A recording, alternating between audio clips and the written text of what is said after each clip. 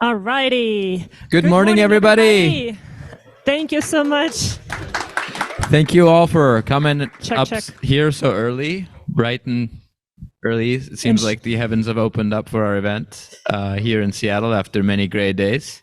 And thank you for those of you who traveled from far away. Can you guys hear us okay? I think there's a bit of a background noise. Let's turn that off. Awesome. Who is here from Seattle? Most of you, as expected. Who is here from New York? A few of you. Anybody from DC? Yes. Cool. What about New Zealand or Australia? Oh, there you go. Wow. Florida. Amazing. Well, New Jersey. great to have some. Miami Beach. Wow. The whole world. Way to do it. Decentralized, settling in Seattle. Who's here a builder in Web3? Great. Okay. Who is here an investor in Web3? About half and half. And Cool. who's here just to have a good time? Woohoo! Everybody. Yes. So for those of you who don't know us, I'm Kate. And I'm Sam. We're both fellow general partners of Blockcelerate. Blockcelerate is a Seattle native, crypto native fund investing in the blockchain space since 2018. But Sam has started investing in 2013. I started investing in 2015. Collectively, we invested in more than 50 Web3 startups, some of which became unicorns and successful, others didn't. And why? From Blockcelerate, we've invested into 22 initiatives, many unicorns, many exits, and looking forward to building more with you all. So how we wanted to share a quick story as far as why we decided to join the Web3 movement in the first place. I happen to come from a country that's very efficient, innovative, and effective. We don't care about changing our presidents and these kinds of things, so we select them once and get it for life. That country is called Turkey. Yes. We're also very effective in counting 90 million votes in about 4 hours, just saying. And also, we're very innovative. We can come up with a new Turkish lira, just remove 6 zeros overnight, and hey, amaze walls. So that's a bit of my history. Kate? I was born in the Soviet Union. I was raised in Russia. I lived through 2 collapses that I can remember, probably more that I couldn't. The first in 91, the collapse of the Soviet Union. Then I lived through the collapse of the Russian ruble and the economy in 98. So when you go through these experiences, you kind of develop distrust towards centralized institutions. And ultimately, that is why we ended up in the United States, because we found this place to have more accountability, more transparency, and more auditability. 15 years later, you would have thought, we should have it all figured out. We should have trust in our institutions, but we live in a bear market of trust. We don't trust our government. We don't trust our education. We don't trust our media. We barely trust each other. So we turn to technology as a solution to this trust problem. And we found that blockchain is that technology. And we have been investing and looking forward to building more and investing more with you all. So with that, should we move on? Yes. So we have an excellent lineup of panelists for you, kicking off with the one and only, a pioneer, the OG, as they call him, of the space, Joe Lubin, co-founder of Ethereum. Later, we have an institutional adoption panel with Anand spearheading the conversation from InvestCorp. Then we'll increase the level of magnification a little bit more, going from an aerial overview in institutions to VCs. We'll have a panel with our peers, Coin Fund, Electric, M12, Blockcelerate. And then we'll go all the way to the grassroots level, people who are actually making it happen, the founders. And we'll wrap it up with Tyler Hobbs. For those of you who don't know Tyler, he's one of the most prominent NFT artists out there who turned into an NFT artist after being a computer engineer. So he will tell us the story of how he came to this journey. He raised over 100 million in selling NFTs in a few hours. Close to 200, actually. Yeah. So, accounting is tough when you get Ethereum collected, and it's like, well, what was the actual dollar value? Anyway, without further ado, Kate, floor is yours. Take us away with Joe. Great. So let's get started. Unfortunately, Joe had a cold last night, so he wasn't able to fly in, but we're going to be able to have him dial into Zoom. I am dialed in. Can you hear me? We can hear you. Hi, Joe. How are you? Good to see you. Excellent. Yeah, apologies, I'm not there, but my voice is here. Otherwise, it might not have been. That's the most important. So before we jump into the question, Joe, as I was preparing for this conversation, I read quite a bit about you. So let me share some of the interesting tidbits with everybody that I thought everybody else would find interesting as well. So Joe is a computer nerd, as you would expect. He grew up on Star Trek. He also read a decent amount of cyberpunk and sci-fi. It became obvious to Joe early on that geeks would inherit the Earth. But 9/11 was the true wake-up call for Joe when he started becoming increasingly interested in monetary theory, geopolitics, and hidden power structures. A decade later, Joe read the Bitcoin white paper and had the epiphany that the trust in the current systems was broken and that we needed a big change, that decentralization was a game changer. So, Joe, can we kick it off with just you walking us through that aha moment for you in 2011 or a few years later? What was the turning point where you decided to join the space full time? You might have to go back a little bit further than that. I too was a refugee from a different country. I escaped the tyranny of politeness. I left Canada when I was 19 and became effectively Americanized. So I love Canada and I love the freewheeling nature of the United States of America. Throughout my life, I was a technologist, did a lot of work in robotics, machine vision, AI, moved into doing things in the financial industry. So I moved from being a tech nerd who only cared about tech and science to realizing that there was actually a bigger game out there, geopolitics, global finance, monetary systems, etc. And so when I started managing money for other people, I needed to pay attention to the whole world, and the whole world started to alarm me because it looked like monetary systems were end-of-lifing, and there are all sorts of shenanigans being played in the various financial systems in the good old US of A, as great a place as it is. I got concerned that we were going to go off the rails. We have debt super cycles in our financial history, and it looked like we were careening towards the end of a 70, 80 year debt super cycle. But this was around 2005 that I started getting concerned, and seems like we're going off the rails right now in a pretty big way.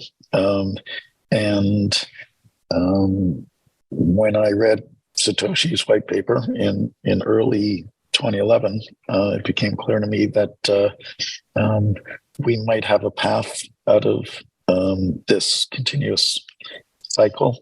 Can you hear me okay? Yes, your camera's shaking a little bit, but we can hear you just fine. Sorry. That's just me. So we might have a way to build new kinds of systems on sounder foundations. So Satoshi described a system, Bitcoin, that could enable us to build a money system and hopefully lots of other things on top of that.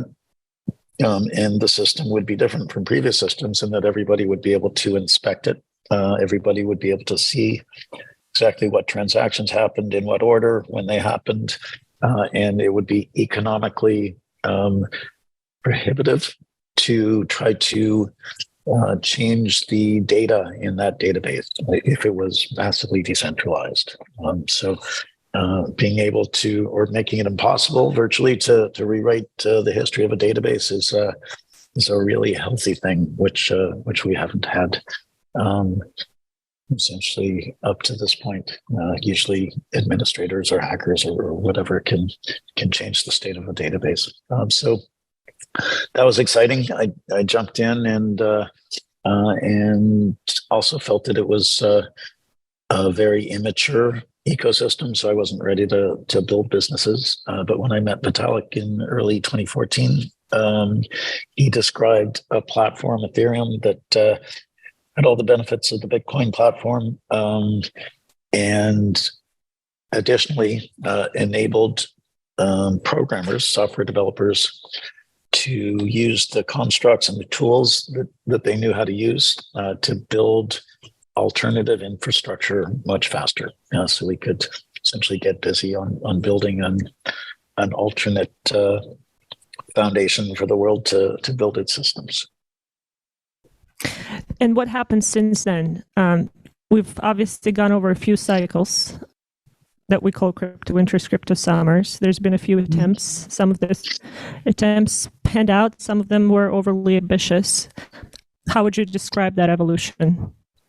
I describe it as an evolution. So it's innovation after innovation. The early innovations were just building decentralized protocols, and then building incentive systems into decentralized protocols so that people were incentivized to share their resources, inventing things like mining, inventing things like tokens, token standards, setting up centralized exchanges, setting up decentralized exchanges. So that was a pretty profound revelation, which led to the first phase of decentralized finance, which was followed by the early phases of the non-fungible token phenomenon, where we are able to wrap things like art and music in a globally unique token, a software object that can be traded, that can have behavior. DeFi 2.0, decentralized organizations, decentralized identity, verifiable credentials, the identity and the reputation revolution are probably going to start pretty soon. Decentralized identity. So I would argue that there has been a stunning amount of innovation with each new wave of evolution.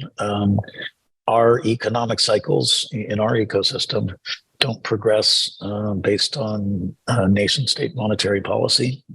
They progress via these waves of innovation. Each wave of innovation drives an irrational exuberance as many excited people jump in and buy too many tokens, and most of them end up buying tokens at the wrong time. And so we've seen blown off tops in our ecosystem, blow off tops. And after each irrational exuberance, we have a consolidation where we look at the innovations and the good stuff sticks, the good stuff gets built up in the next wave. And even if you look at the ICO period and other recent periods, there's a lot of great projects that were funded during that period.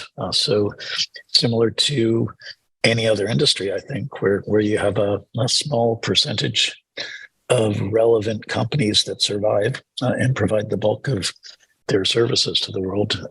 We have seen some great projects survive essentially throughout these different waves, and they continue to build the decentralized future. So those of you who have been investing in the internet probably would see some patterns here where we've gone through hype cycles, irrational exuberance followed up by trough of disillusionment, and then over time the technology goes into the mainstream adoption.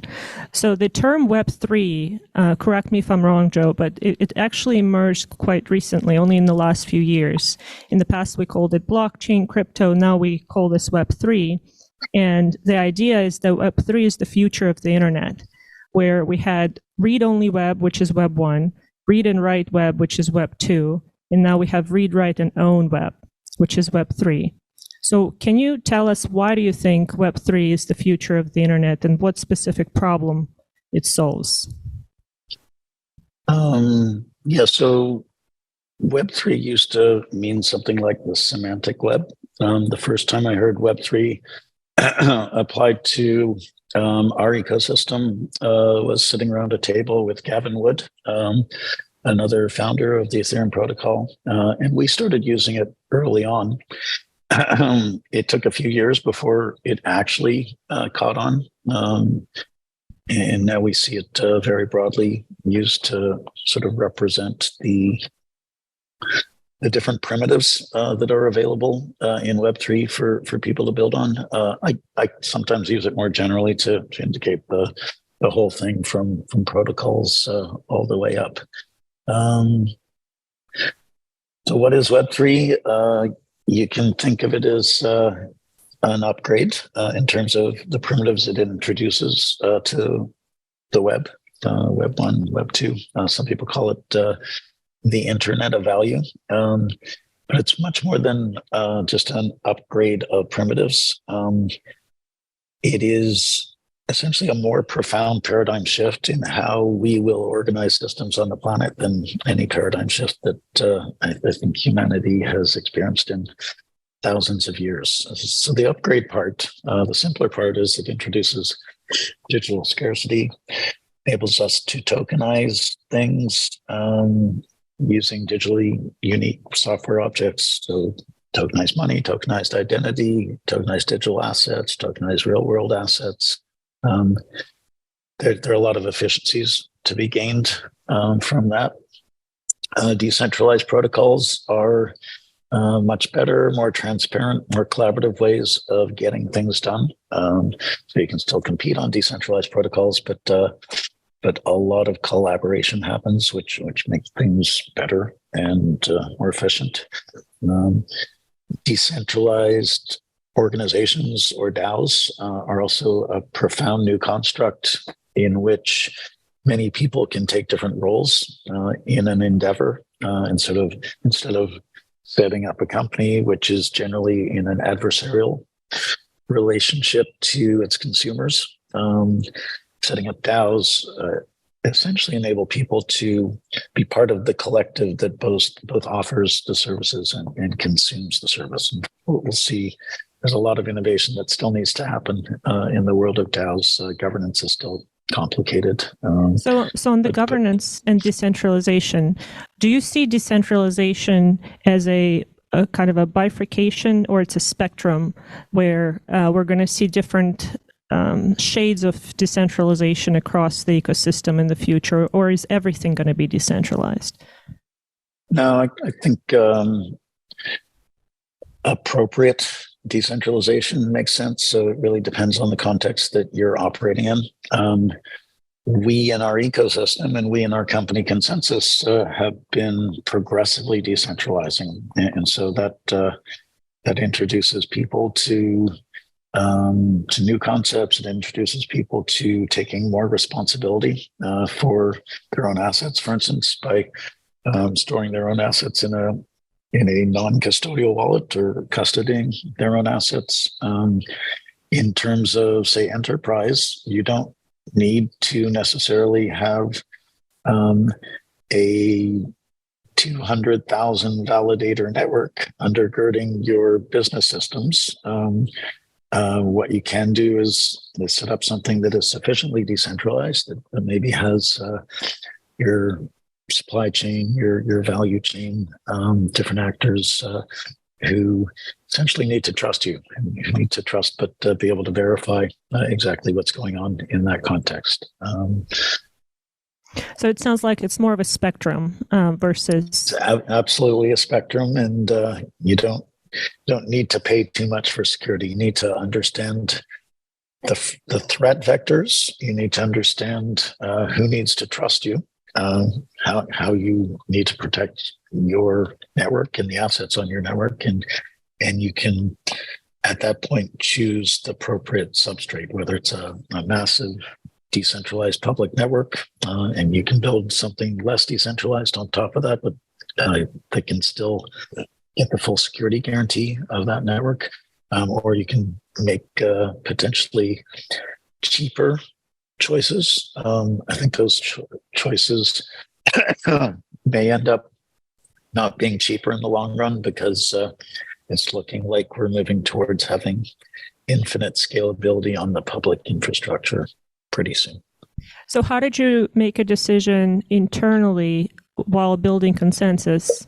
And maybe actually we can back up a little bit and you can tell us a little bit about the founding story of Consensus, how it came together, and then how did you decide where to land on this decentralization spectrum with Consensus? So Consensus came about because I spent a year working on the Ethereum project, standing up the project and the foundation around Vitalik with a whole bunch of other people. We were getting close to launching version 1 of the network, and I started Consensus to build infrastructure for the ecosystem and to figure out how to build decentralized applications. Excuse me.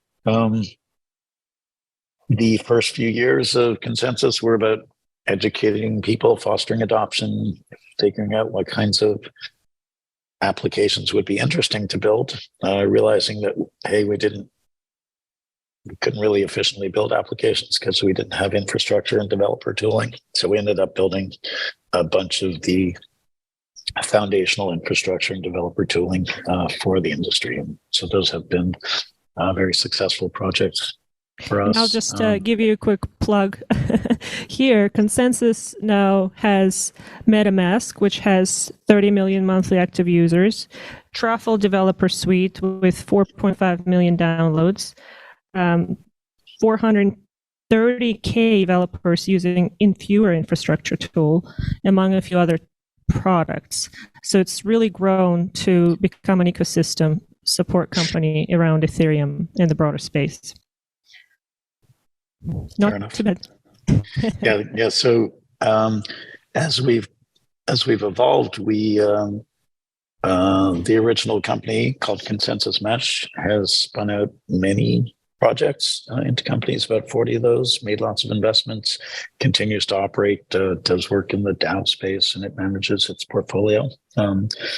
We spun out a company called Consensus Software, which operates a flywheel currently, where it's taken some of those successful projects. Some of them are about enabling developers to build applications, providing infrastructure for the ecosystem, and some of them are about creating a user interface for end users to access things in our ecosystem. So we think of our ecosystem as a global, decentralized, open super app consisting of lots of different networks and lots of applications running on those networks. Our wallet, MetaMask, is essentially the dominant user interface to that global super app.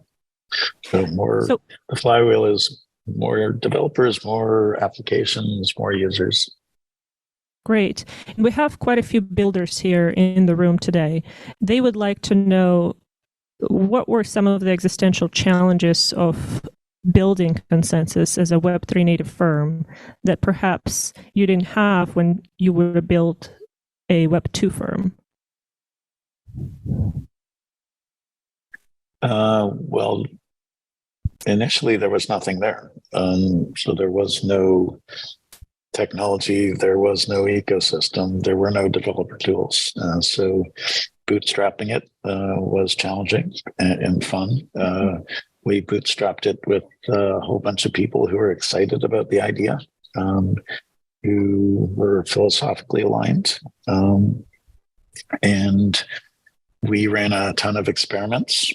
Some of those experiments worked, many we learned from and shut down. I think we've been organized differently and appropriately for the different phases of our development. So early on, we were pretty flat, decentralized, lots of entrepreneurs, lots of internal founders.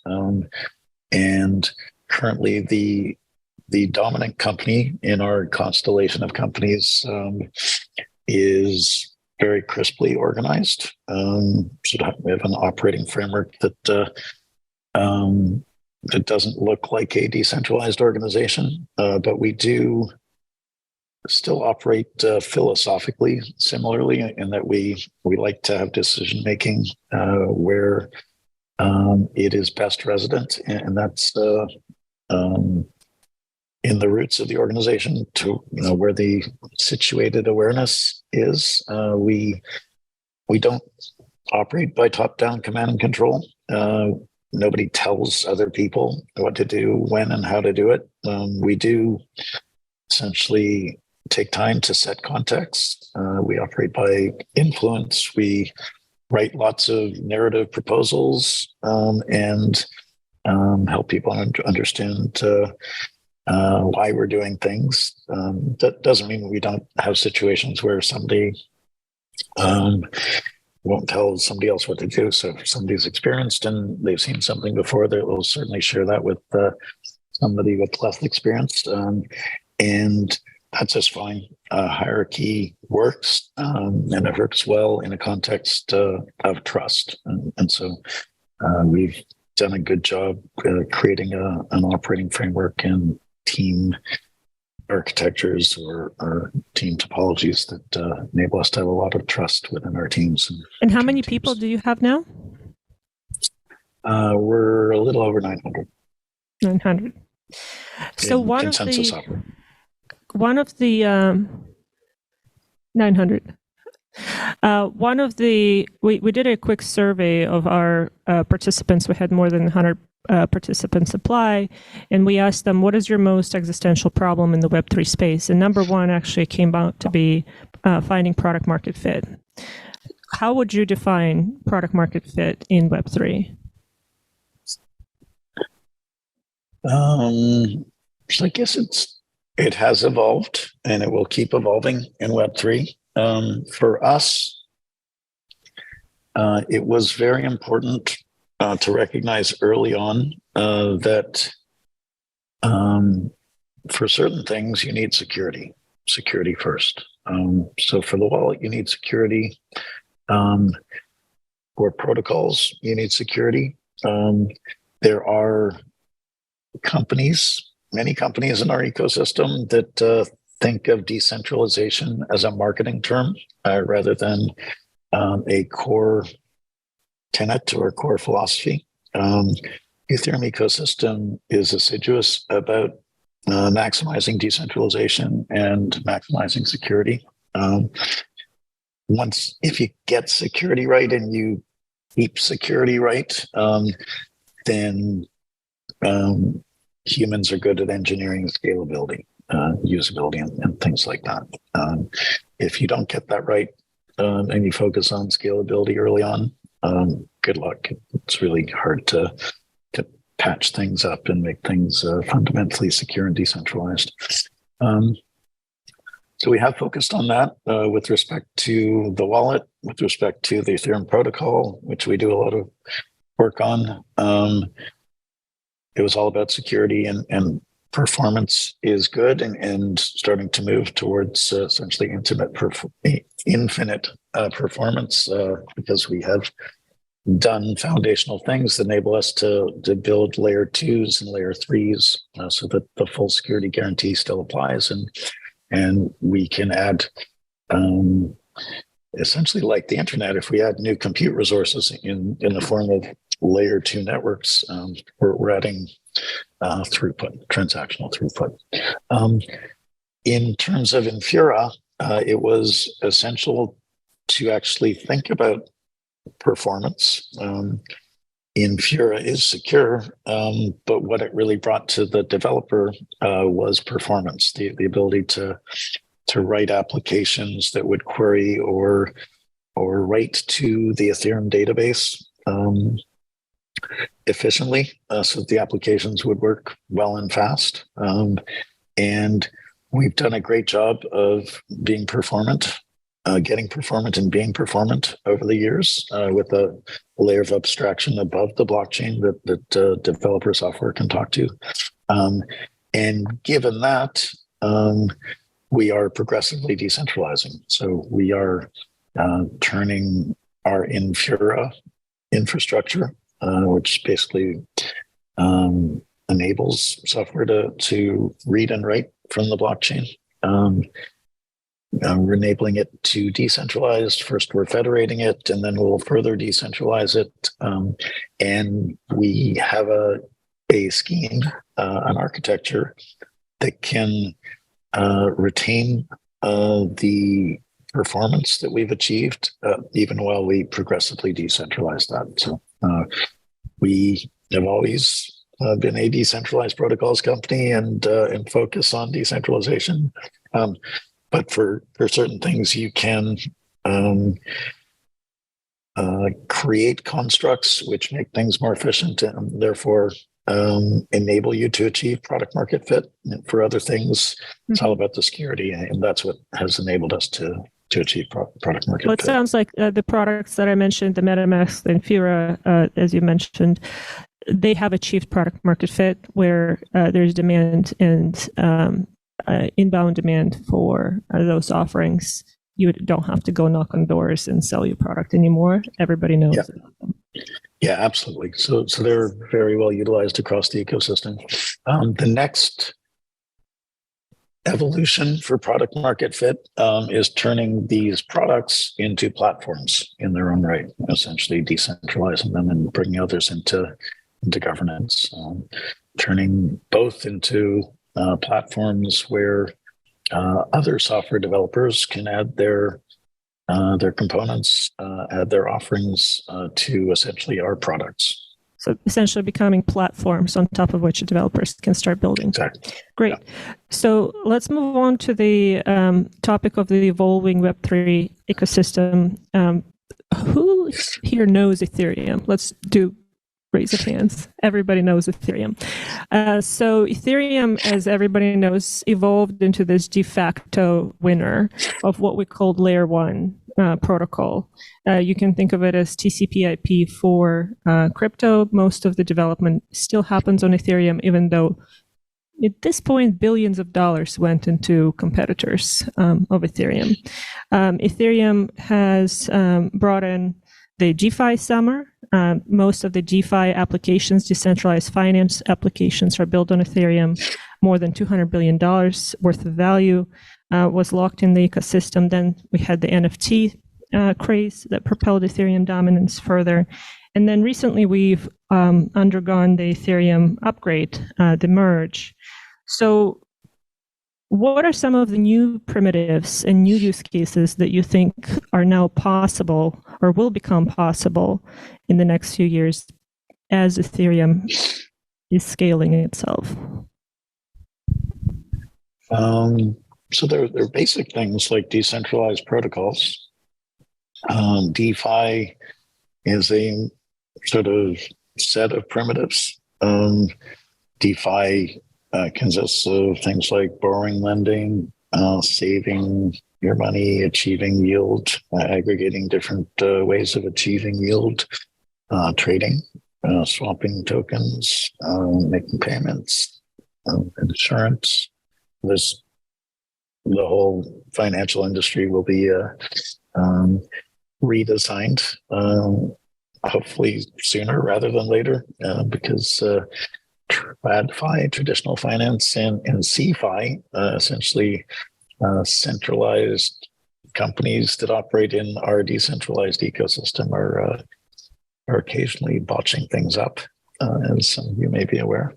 Other things that are not, slightly botching things up. Other primitives include different kinds of governance, tooling, voting systems, NFTs, non-fungible tokens. So initially, non-fungible tokens will wrap content, but non-fungible tokens are going to be wrapping businesses in the near term. Decentralized organizations have a lot of tooling being constructed for them. So I mentioned governance and voting tools. There's treasury management tools. There are different kinds of wallet systems. So So there's our own mobile wallet and our browser extension wallet. There are hardware wallets. There are smart contract wallets. Most of the DAOs, the decentralized organizations, they have treasury management tools that sit on top of the most popular smart contract wallet called Safe. Was initially from a company called Gnosis, which was one of our portfolio companies. There's protocols now for role definition and role management, or something cool called HATS protocol that DAOs are making use of. Decentralized identities or DIDs and verifiable credentials will come together to create essentially a very big new sector of the economy that I think of as the reputation sector. So I think that's going to be enormous in essentially enabling us to set up these different personas that we can operate under, and then having different kinds of verifiable claims and credentials and badges attached to the different personas so that we can essentially have computable reputation. So what I mean by that is that you'll be able to take a look at a persona or three personas that somebody shows you because they want to borrow money from you, and you'll be able to run a little agent against those personas and figure out exactly how much was invested in those personas. And so don't those personas, is it somebody who is an individual, or is it so it could be anything. A persona would be based on an address, an Ethereum address, and you might have a persona for your VC investor self, and you might have a persona for your nation state citizen self, and you might have a different one for your gamer self. And maybe if you do want to do something, you can do it just from your gamer persona, or if it requires a more substantial reputation, you might want to show a few of your personas, prove that they're actually you. So will there be a point when we merge all of our personas and we're actually going to become known to the blockchain, or is it mostly going to be anonymous? I think it'll be user defined, user selectable.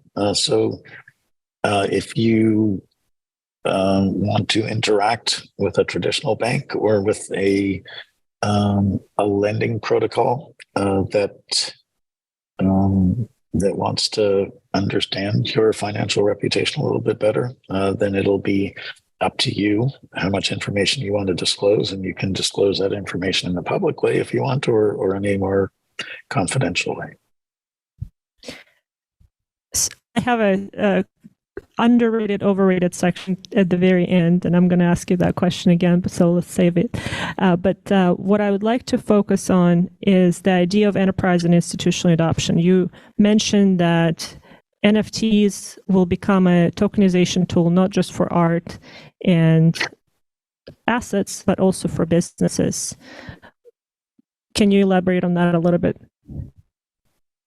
So it's really early days. One way to think about it is that, as I said earlier in this session, there is a profound paradigm shift taking place where essentially the trust vector of society, the nature of trust that we've been laboring under for thousands of years, is moving from top-down trust to bottom-up trust. It has been imbued by authorities into intermediaries. Intermediaries maintain databases which track what we own and what our privileges are. And so it's been this top-down structure forever. And Satoshi invented this new kind of database that enables us to inspect the state of the world effectively. All of us can inspect it, and all of us can trust this new reality in this new trust foundation. The new trust foundation has enabled decentralized finance, which we'll all be able to trust when it gets a little more mature. And those two layers are now enabling all of those intermediaries which operate our economies to become either disintermediated or to be shrunk, and we'll see the right sizing of intermediation. Intermediation is a good thing, except when it starts to increase spreads and costs and increase frictions. And so what we've seen is the first crossing of the chasm of our technology into mainstream culture via NFTs. So we've crossed into the entertainment industry where artists and content owners can now access their consumers and fans directly without the benefit of intermediaries like movie companies, record companies, etc., taking too much of the value that's created. So that is super exciting, but it's also just a very narrow slice of the intermediation that is to come. We're now seeing a lot of enterprises get excited about loyalty systems and customer engagement via some sort of usage of the NFT technology. And so that's just the entertainment industry, and the entertainment elements of the entertainment industry will be used by other industries to engage their customers. But the next phase is looking at every other industry. And anytime you see an intermediary that's extracting too much value in a situation, you'll see people from our industry or just a traditional industry make use of NFTs, make use of protocols, make use of DAOs to right size the amount of value that's extracted, or essentially disintermediate to some degree the intermediaries. So if we look back at the internet days, there's been a lot of attempts by the incumbents to disrupt themselves. But in the end of the day, the new Web 2 native company came about and won. You probably can think of a few examples. Do you think we're going to see the same pattern in Web 3? Or do you think that enterprises will be successful in disrupting and decentralizing themselves? It's a really hard paradigm shift for a big company. So maybe some of them will be able to achieve it. When I'm asked for advice, I suggest that, hey, you big bank, hey, you big tech company, set up a new company, bring some of your philosophically aligned people into it, and let them run free and build something that's properly architected for the future. So mostly operated as a subsidiary of a large company, but with pretty much, separate. Yeah. Interesting. Yeah. Don't disturb them. Don't mess them up. That's enterprises tend to do that quite a bit. Yeah. But there's been a lot of exciting announcements. Google Cloud just announced a partnership with Coinbase. Now GCP Cloud clients can pay for their services with crypto. BlackRock is adding crypto access to the clients via Aladdin. What do you think about the future of enterprise blockchain? Is it going to change the underlying technology platforms of the enterprises, or is it going to be mostly used as a tool to make money for these enterprises? Yeah, I think some people will find useful ways to add the technology to what they do already, or obviate certain aspects of what they do. There are lots of efficiencies to be gained in using digital money, digital assets. But the nature of the enterprise will change. The nature of the enterprise is adversarial with respect to its competitors, by definition, and with respect to its customers. And we're moving from the age of silos to the age of community, and decentralized protocols, decentralized organizations are change how we collaborate and compete. So it'll be much more about collaboration, I think. Great. So I have one last question, then we're going to open it up to the audience, and then we'll wrap it up with a quick lightning round, if you don't mind, Joe, for underrated terms. So I couldn't help but ask, what do you think about the FTX Binance announcement that came out yesterday? I haven't heard any new news today as of 8 o'clock, but maybe somebody else decided to bail somebody else out. But let's talk about I'm that. not sure there's any shoes left to drop in our ecosystem. We'll see. So I've been tracking it for a bunch of days actually before it became prominent. We're trying to get a sense of who's connected to what and what the contagion could look like. Feels like the contagion is not going to be that terrible, but it's hard to know. Feels like regulators will point to the situation as justification, but really it is once again a failure of CFI, centralized obfuscated organizations that make use of digital assets and do not make proper use of the kinds of tools that are available. So hopefully regulators will demand that CFI organizations use blockchain tools to prove assets in an automated way, and maybe even use blockchain tools to try to identify in some coded form what their liabilities are, so that these kinds of problems can't just pop up out of nowhere. What happened yesterday was kind of a brilliant play on CZ's part, where he essentially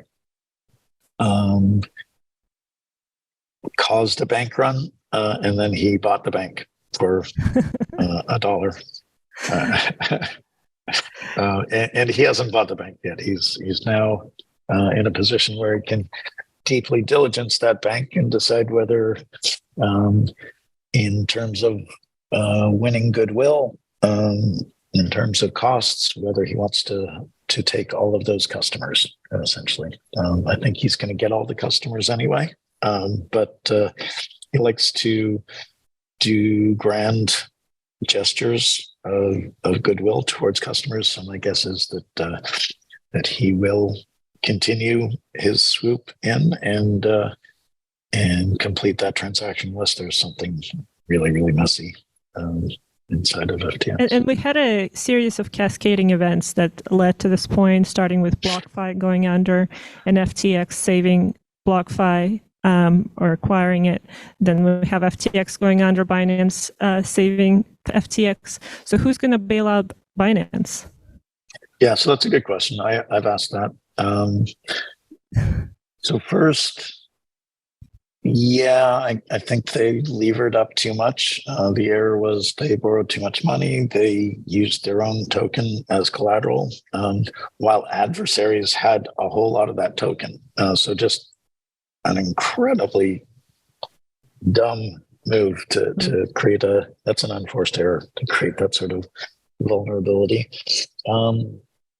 And BZ and Binance are brilliant strategists and executors. I think CZ indicated that if you're running an exchange, don't try to be capital efficient. Have way too many reserves available. Be inefficient, especially in a volatile, inchoate industry like ours. You want to survive for a long time until things stabilize. If you do, you'll win for some definition of win. I don't see CZ making dumb moves and getting into trouble. I think he's played a really interesting game of regulatory arbitrage, and I think they will clean up their situation sufficiently so that they become systemically important for the world, and the last man standing. Binance. Yeah, he's done Great. a good job. Thank you, Joe. Let's turn it over to the audience and how we're doing on time. Great. Anyone? Don't be shy. Yeah, we have.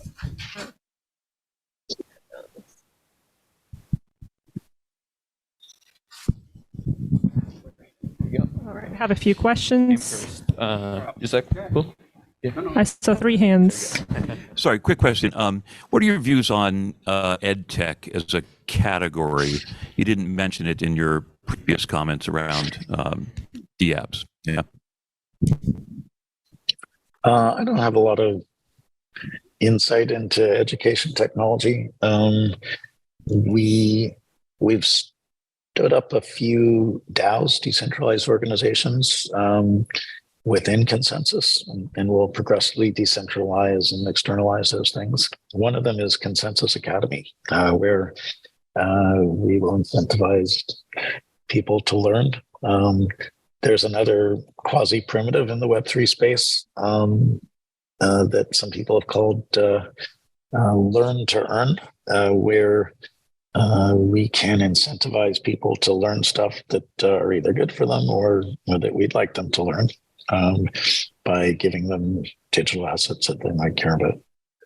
So gamification is coming in so many ways to so many things. And in the more virtual future, I think a lot more people will be spending a lot more of their time learning stuff. And that will likely be much more effective than learning systems are now, and much more fun. Great. I think we had a question here. And oh, there you go. I have the mic.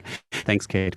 Hi, Joe. This is Mark Mittelstein. I just came back from, good to see you here, not in Davos. I just came back from Singapore, and you mentioned the move from, or the challenges with CeFi versus DeFi.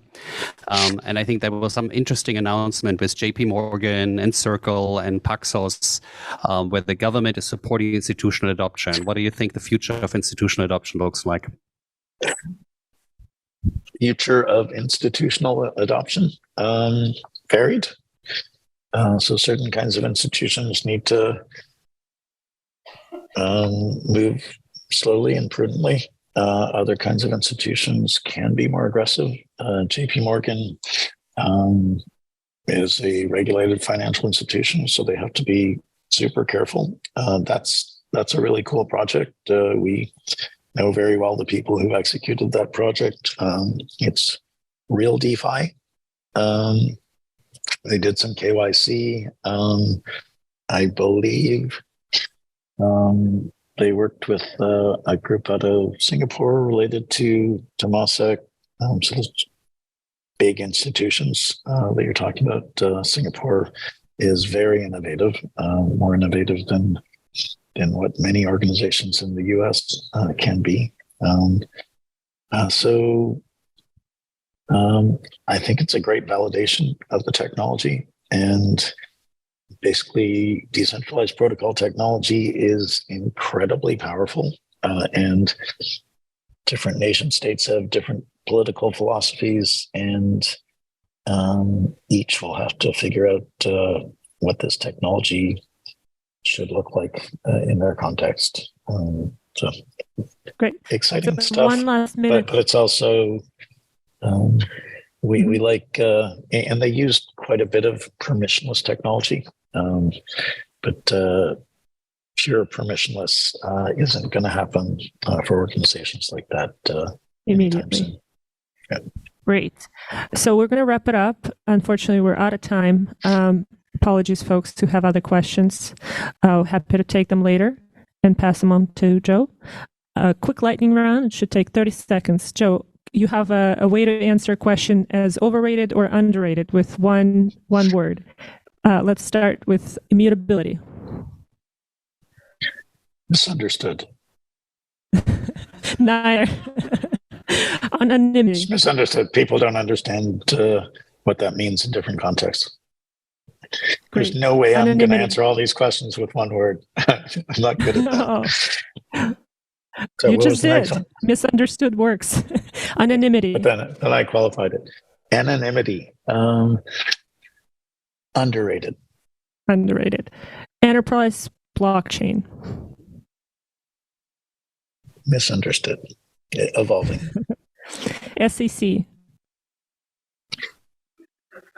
Hopefully evolving. Layer 2s.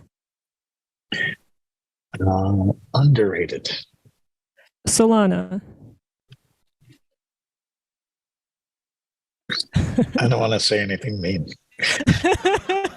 On that note, thank you so much. Overrated by some people.